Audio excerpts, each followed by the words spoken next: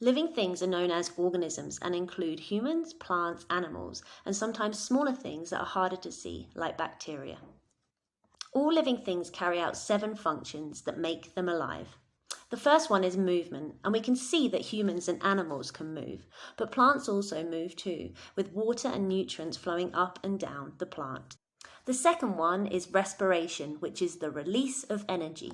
The third function is sensitivity, responding to the world around them. The fourth function is getting nutrients from food, or if you're a plant, creating your own.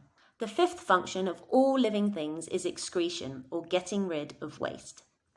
The sixth one is reproduction, or creating offspring. The seventh and final function that all living things do is grow. A fish, for example, is a living thing because it can carry out all these 7 functions by itself.